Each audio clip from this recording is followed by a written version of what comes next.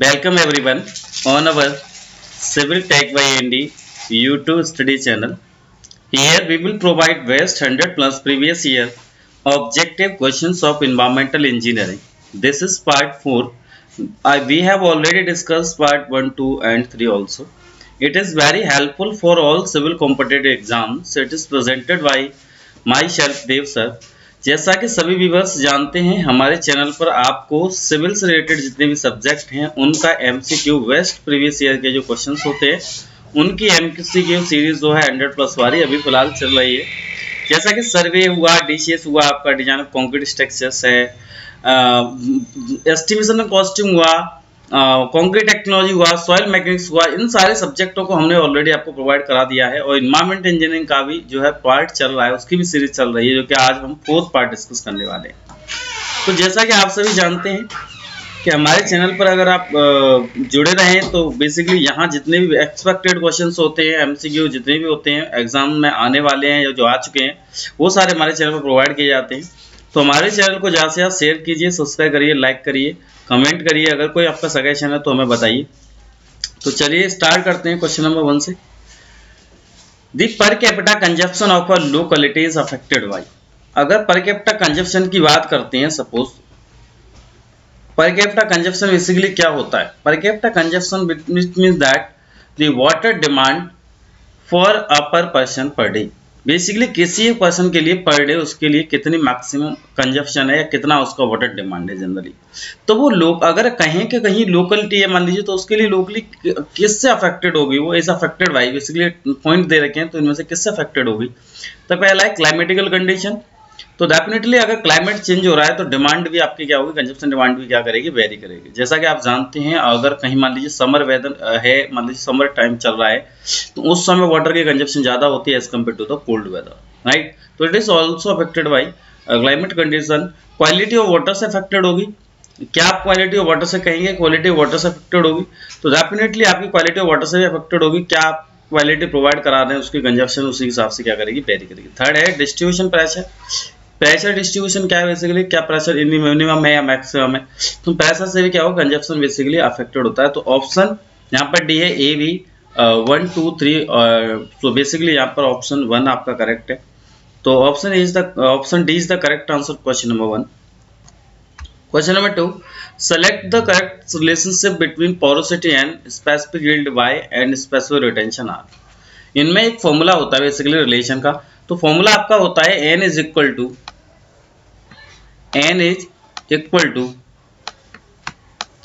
देखिए यहाँ दिखाते हैं basically n is equal to n is the porosity, n is equal to the specific, it is summation of specific yield and specific retention.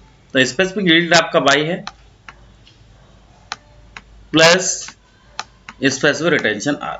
तो यहाँ पर आपका करेक्ट ऑप्शन कौन सा हो जाएगा, option A, n is equal to by plus R. Next question number 3, the maximum permissible limits for fluoride in drinking water is. Generally जो fluoride होती है वाटर में कितना मैक्सिमम उसका लिमिट होगा फॉर द ड्रिंकिंग पर्पस।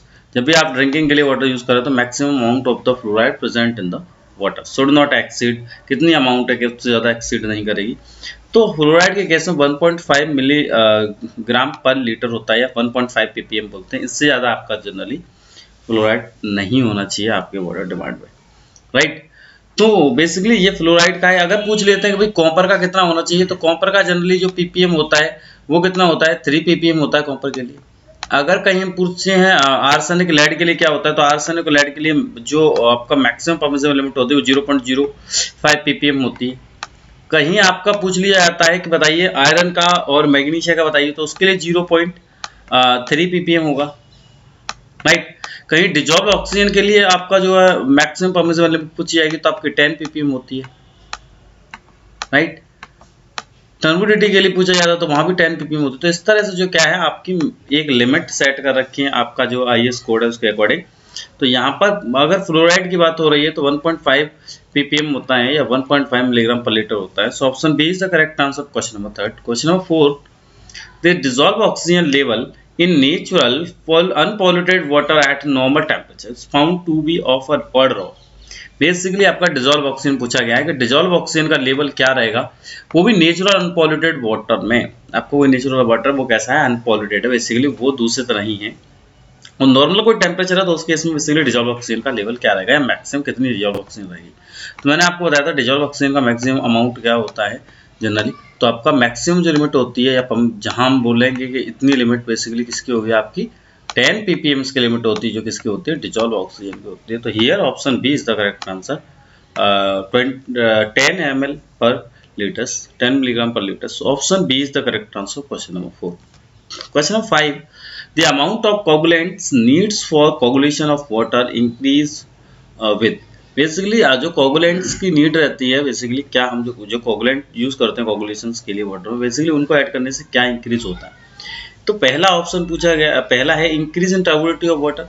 अगर आप basically amount basically use कर रहे हो, क्या हो रहा है जब आपका टर्बुलेंटी इंक्रीज हो रही है उसके साथ ही।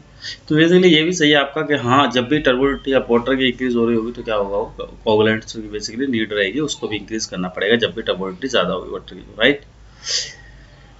तो डी और सेकंड ऑप्शन है इसमें, डिक्रीज इन टर्बुलेंटी ऑफ वाटर तो नहीं होगा, इंक्रीज हो रही है तो डिक्रीज का कोई ऑप्शन ही नहीं बनता। ऑप्शन थर्ड देखते हैं, increase in temperature of water. अगर वाटर का टेम्परेचर इंक्रीज हो जाता है, क्या आपके कोगुलेंट्स की नीड है, ऐसा नहीं है। अगर टेम्परेचर इंक्रीज हो रहा है तो कोगुलेंट्स की नीड नहीं रहेगी, कोगुलेंट्स जो भी आप वाटर में यूज करते हैं उसकी नीड नहीं है, राइट। ऑप्शन डी है डिक्रीज इन टेम्परेचर वाटर। तो डेफिनेटली जब भी टेम्परेचर वाटर का डिक्रीज होता है तो आपको कोगुलेंट्स की और नीड रहती है, तो basically coagulant more amount need होगा when the temperature of the water will decrease, right। तो पहला और फोर्थ ऑप्शन है, तो यहाँ पर बोलेंगे option B first and fourth is the correct answer. देखिए जनरली कोगुलेंट्स की बात करें तो बेसिकली हम कोगुलेंट्स यूज क्यों करते हैं, पहले तो ये है कोई कोगुलेंट्स है क्या, बेसिकली यूज करते हैं।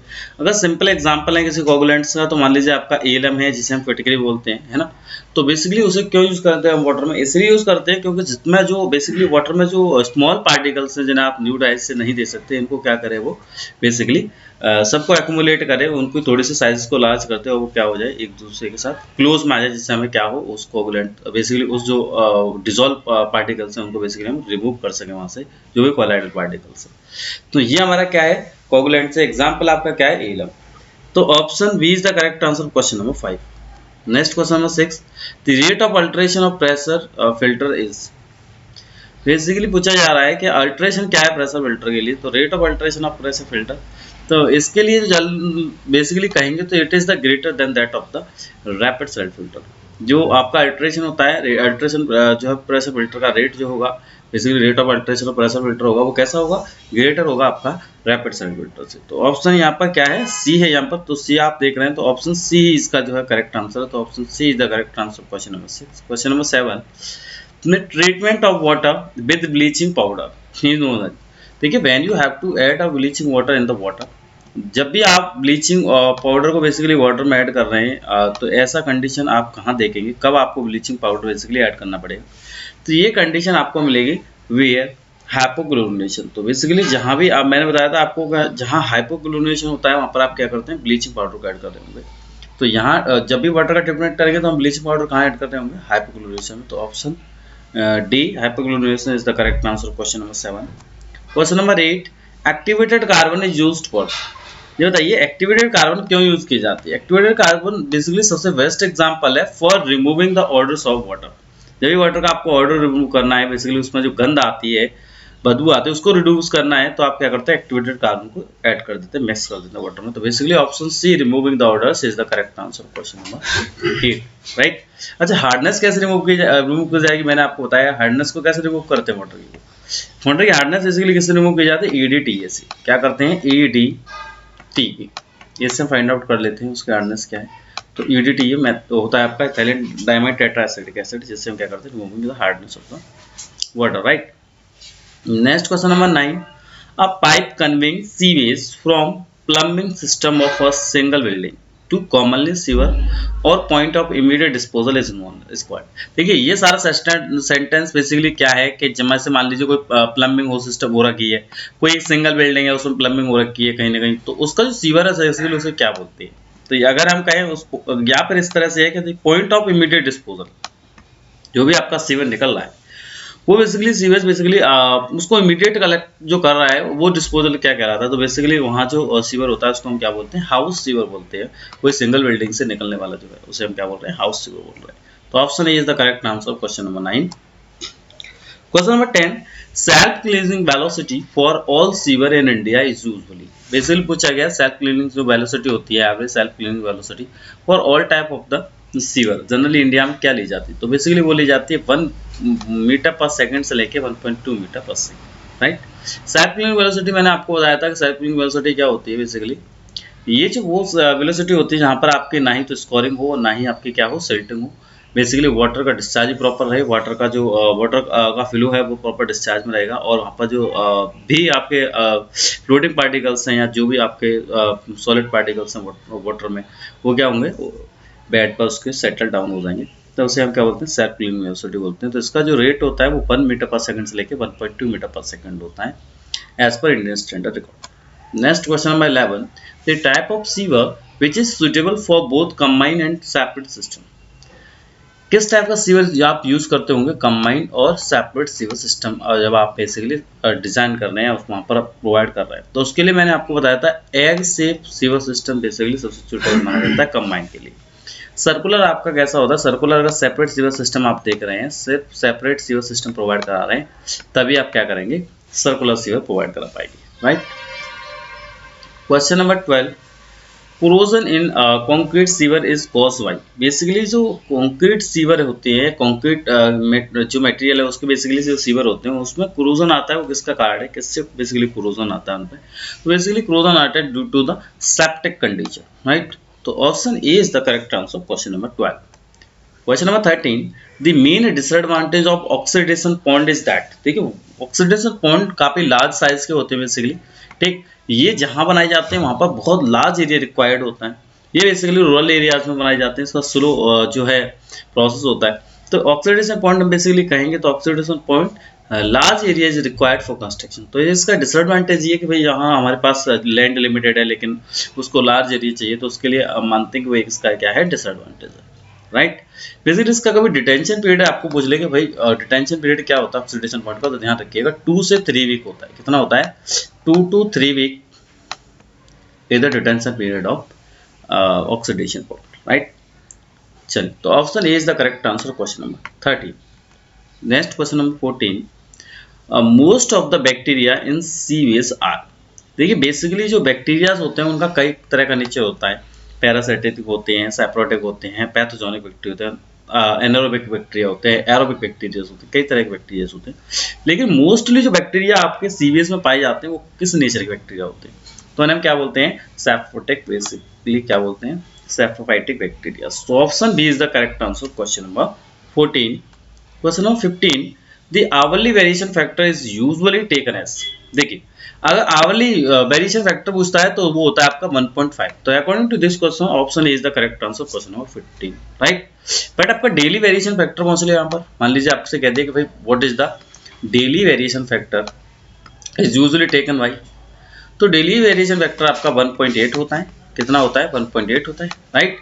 तो ये तो आपका आवरली वेरिएशन फैक्टर है, आपका डेली वेरिएशन फैक्टर है। अगर क्वेश्चन इस तरह से आ जाए कि what is the maximum hourly variation factor in the maximum day, maximum hourly variation factor अगर मैक्सिमम डे में पूछता है तो उसका वैल्यू 2.5 होता है। रिमेंबर ऑलवेज कितना होगा, 2.5। अगर 2.5 आपको ऑप्शन में नहीं दे रखा है तो ध्यान रखिएगा 2.7 होगा, तो वही इसका क्या है, करेक्ट आंसर होगा। तो यहाँ पर हम ध्यान रखेंगे 1.5 and 1.8 for daily, hourly 1.5 and maximum hourly variation in the maximum day, तो 2.5 से 2.7। So option is the correct answer question number 15। Question number 16, the maximum discharge of a tube well is about. देखो मैक्सिमम डिस्चार्ज पूछा है, पहले तो देना कि minimum जो डिस्चार्ज होता है ट्यूबवेल का वो कितना होता है, 15 लीटर पर सेकंड होता है, राइट। मिनिमम डिस्चार्ज जब भी पूछेगा ट्यूबवेल का तो कितना होगा, 15 litre per second. Maximum discharge of tube well पूछेगा तो कितना होता है, 50 लीटर पर सेकंड। कितना होगा, 50 लीटर पर सेकंड, समझिए जरा। तो ये 50 लीटर्स होता है। तो अकॉर्डिंग टू दिस क्वेश्चन आपसे ऑप्शन बी करेक्ट है, 50 लीटर पर सेकंड। अगर कभी क्वेश्चन आ जाए कि the maximum discharge of a well is about not tube well, अगर वहाँ ट्यूबवेल नहीं हो, सपोज मान लीजिए वेल कह दिया उसने कि what is the maximum discharge of a well, तो जनरली वेल का जो मैक्सिमम डिस्चार्ज होता है वो आप ध्यान रखेंगे 8 मीटर क्यूब पर आवर, जितना 8 मीटर क्यूब पर आवर से लेकर 20 मीटर क्यूब पर आवर होता है। कितना होता है? 20 metre cube per hour, right. तो ये आपका किसका डिस्चार्ज होता है? वेल का। बेसिकली ये किसका है? वेल का डिस्चार्ज है। ये हमारा किसका है? वेल का डिस्चार्ज है। तो यहाँ पर मानते हैं कि ये हमारा किसका है? वेल का डिस्चार्ज, राइट। तो ये बात आपको समझ में आ गई होगी। तो बेसिकली यहाँ पर हम ये ध्यान रखेंगे कि 12 के लिए पूछा गया तो 12 के लिए मिनिमम 15 है, मैक्सिमम 50 है। अगर कहीं वेल के लिए पूछ लेगा तो 8 मीटर के पर आवर से लेकर 20 मीटर के पर आवर होता है। मिनिमम 8, 20 मीटर के पर आवर मैक्सिमम है। अगर कभी ऐसे पूछ लेगा तो suitable diameter of the well, net का सुटेबल डायमीटर बेसिकली कितना माना जाता है? तो बेसिकली सुटेबल डायमीटर ऑफ वेल होता है वो कितना होता है? 3 metre. The diameter of the well, suitable diameter of the well is 3 metre, right. ये आपका सुटेबल डायमीटर किसका होता है? वेल का। अगर पूछे कि द मैक्सिमम, यहाँ पर कहें द क्वेश्चन एक बार इस तरह से भी आया हुआ एग्जाम में, क्वेश्चन पूछा गया था the suitable depth of well is about, जो आपकी सुटेबल डेप्थ है वेल की बेसिकली कितनी है? तो सुटेबल डेप्थ जो वेल की होती है वो कितनी होती है? 20 मीटर होती है, राइट। और it is basically differ from place to place. Basically जिस तरह से हमारा ग्राउंड होगा, जिस तरह से जहाँ का जिस तरह से वाटर का लेवल होगा, वाटर टेबल होगा, उसी तरह से क्या होता है बेसिकली डेप्थ जो है वेल का वेरी करता है। तो यहाँ पर मैंने कई सारे रिलेवेंट आपको फैक्ट बताए हैं। तो यहाँ इस क्वेश्चन 16 को देखते हुए यहाँ पर ऑप्शन बी इसका करेक्ट होगा। Next question number 17, turbidity is measured on.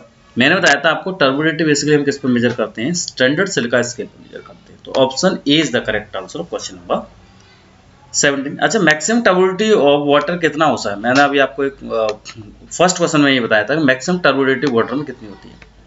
तो या फिर एक पॉइंट और है भाई, टर्बुलेंटी के लिए एक फॉर्मूला होता है threshold order number. Basically threshold order number नहीं, टर्बुलेंटी निकालने के लिए दो डिवाइसें होती है बेसिकली। थ्रेशोल्ड ऑर्डर नंबर तो बेसिकली ऑर्डर के लिए होता है। टर्बुलेंटी निकालने के लिए एक तो होता है जैक्सन टर्बुलेंटी मीटर, एक आता है आपका वेलेस टर्बुलेंटी मीटर। नेफ्लो टर्बुलेंटी मीटर भी यूज करते हैं, लेकिन जो जैक्सन टर्बुलेंटी मीटर होता है ये आपका हाई वर्किबिलिटी डिटरमाइन कर, हाई टर्बुलेंटी बेसिकली डिटरमाइन करने के लिए यूज करते हैं। बेसिकली किसके लिए? जो जैक्सन टर्बुलेंटी मीटर है basically use to determine the high turbidity of water. High turbidity हम कब कहेंगे? When the turbidity is more than 50 ppm, when the turbidity more than 50 ppm। और लो टर्बुलेंटी कहेंगे तो किससे निकालेंगे? Low turbidity determine by the Baylis turbidity meter.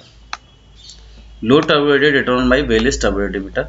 इसको किससे निकाला जाता है? इसको हम बेसिकली किससे निकालते हैं? वेलेस टर्बुलेंटी से, वेलेस टर्बुलेंटी मीटर से निकालते हैं, जो भी आपकी लो टर्बुलेंटी होगी, राइट। और इसके लिए जो बेसिकली कहें कितनी टर्बुलेंटी होगी जब हम लो टर्बुलेंटी बोलेंगे, तो ये बेसिकली 5 ppm बेसिकली लो टर्बुलेंटी होती है। 5 ppm लेस देन 50, तो बेसिकली हम कितने रखेंगे? लो टर्बुलेंटी पर रखेंगे। तो यहाँ पर स्टैंडर्ड सिलिका स्केल टर्बुलेंटी मेजर करने के लिए बेसिकली यूज होता है। तो option A is the correct answer of question number 17। Question number 18, the overflow rate for plain sedimentation tank is about. आपको कोई प्लेन सेडिमेंटेशन टैंक है, अगर ओवरफ्लो रेट की बात करेंगे तो उसका ओवरफ्लो रेट बेसिकली कितना होता है? तो उसका ओवरफ्लो रेट होता है 500 से लेके 750 लीटर पर आवर पर मीटर स्क्वायर, राइट। तो option A is the correct answer of question number 18। Question number 19, which of the following chemicals compound can be used for dechlorinations of water। देखो, डिक्लोरिनेशन of water का मतलब क्या होता है?